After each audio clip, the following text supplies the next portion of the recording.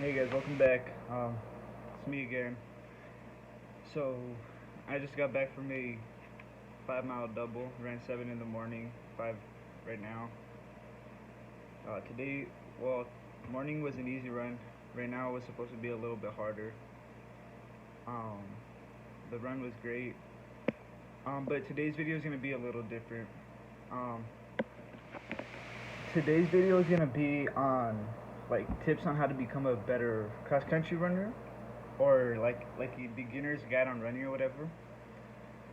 Um, and I got 6 tips, like 6 pieces of advice on how to be a better runner, like how to start off running. We got tip number one: set out a goal.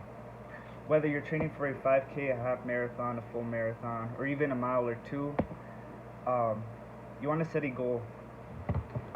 Like just a goal, right? Like let's say for instance, I want to break 20 in a 5K.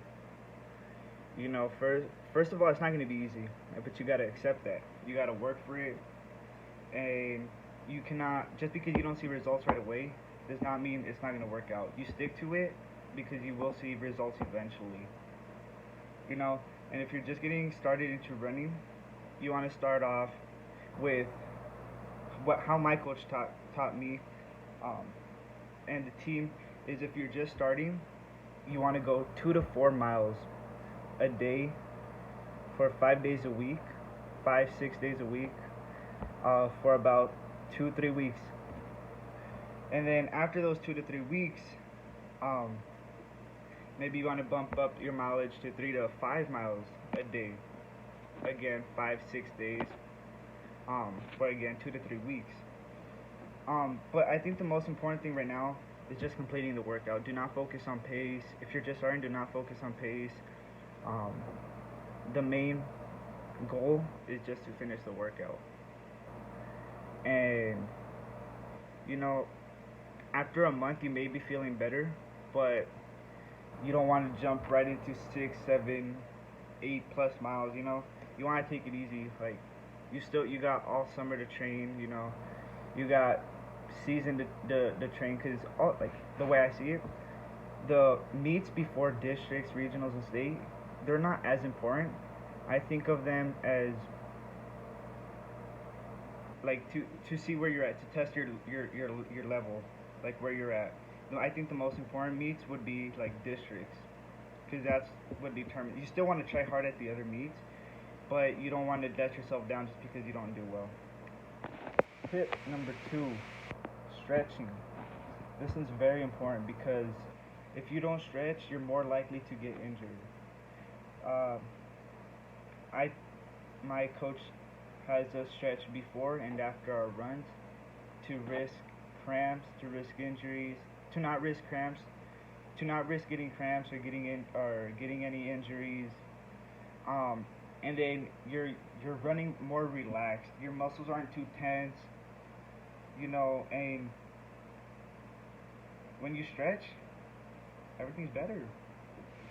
Tip number three goes along with what I was saying in tip number one about setting out a goal, and doing them miles, like 2 to 3, 2 to 4 and stuff.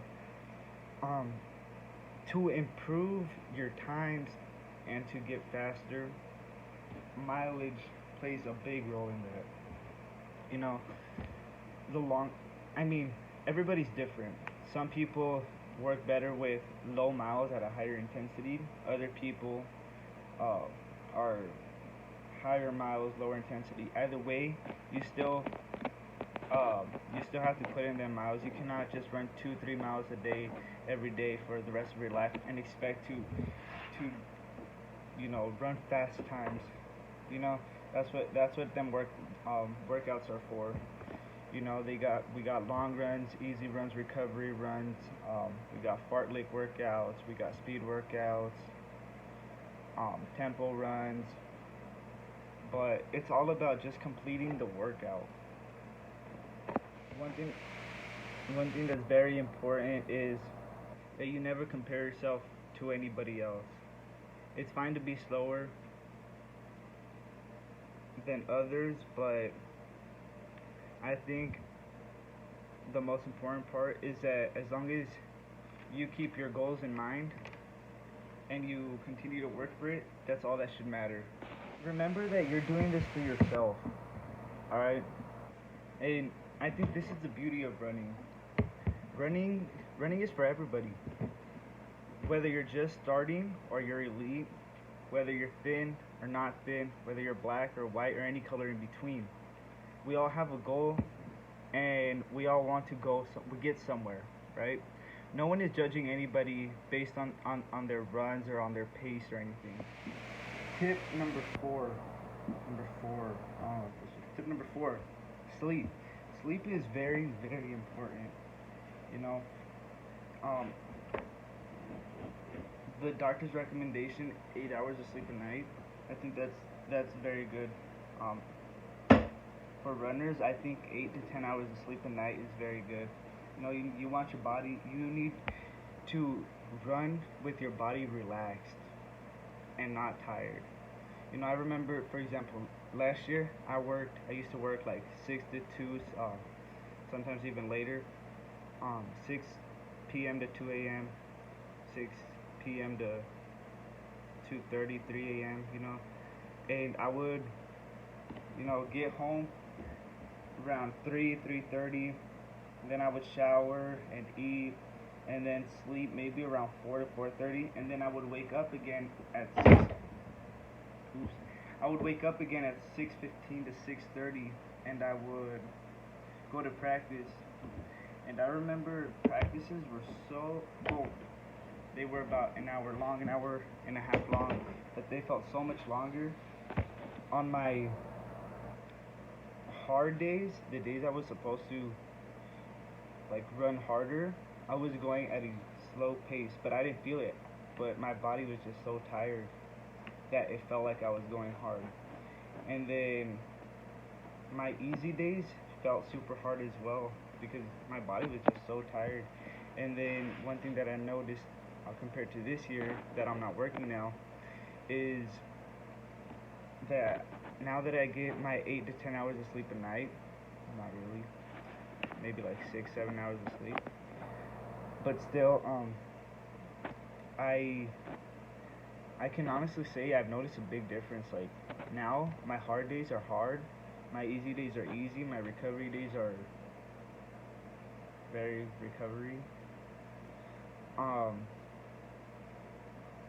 but yeah, sleep is very important for runners, for everybody, but for runners, like if you want to run well, you need to get your full good sleep because that plays a big role in performance. Tip number 5, alright, is to have fun with your runs. Not every run has to be done fast. You know, it's not a race to see who gets done with their workout or with their run first, but it's about completing your run at what your coach tells you to. For instance, if it's a hard day, go hard. If it's an easy day, go easy. If it's a recovery day, go slow. Okay, so the difference. Okay, here's the thing. Long runs should be faster than easy runs, but slower than hard runs. If that makes sense. Um, hard runs should be done like hard runs are like tempos or hills. Those should be done at a faster pace. Easy runs are supposed to be faster than recovery, but slower than harder runs. You know. And then recovery runs, those are the ones that are very important because you need to make sure that you complete your workout at a very slow pace where you're like, recovery runs are like them talking runs, where you could talk with somebody and have a conversation with them, like all those runs should be taken very seriously, but you should have fun with them, um, if you, for like now where you can't really run with people, go out and explore a new trail, go do a run that you haven't done before, go, if you can, find a group of people that you can run with and just have fun with them, but not every run has to be hard. And last but not least, consistency. All right, you need to stay consistent in your sleeping schedule, eating, and, and running. For example, sleeping every day. Say I sleep 10 to 6. You kind of want to make that a habit and not be sleeping one day at 10, waking up at 3 or 4, or another day sleeping at 12 and then waking up at 8. You kind of want to keep it consistent. Make it a habit that you go to sleep at 10 and you wake up at 6. Like that, your body gets used to it. And then one thing I like is taking naps during the days, just to help your body cool down, relax.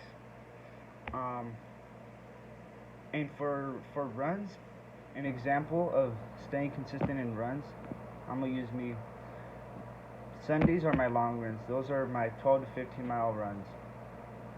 Mondays are what my coach calls slow long distance, where I run like 9 to 12, 9 to 11 miles at a very slow pace, and not very slow, but at a slower pace than what my long run was. Tuesdays are my recovery days. That's about 5, 6, 7 miles, 5 to 7 miles, and that one's done very slow. Wednesdays are hills. Wednesdays and Fridays are hills. So that can be anywhere from 5 to 7 miles, and those are gonna be hard workouts. Like you want to push yourself, especially going up. And then Thursdays are my recovery from the hill workout on Wednesday, and that's again another 6 to 8 miles. And then Saturdays are my easy runs. That's 9, 10 miles. But you want to make sure that every week you keep it consistent. Don't switch up, long run on Friday and long run on Tuesday, and then, a big workout on Wednesday, another big workout on Thursday. Like you need to give your body time to relax. You need to you need to get that full recovery. And then maybe every 20 days, you want to take a day off. But you want to listen to your body. If your body is tired, take a day off. If you're feeling an injury somewhere, take a day off. It's not worth losing a whole season just because you want to keep running over an injury. Like, you don't lose anything by taking a day off. But anyway, those are my 6 tips. I hope this may help.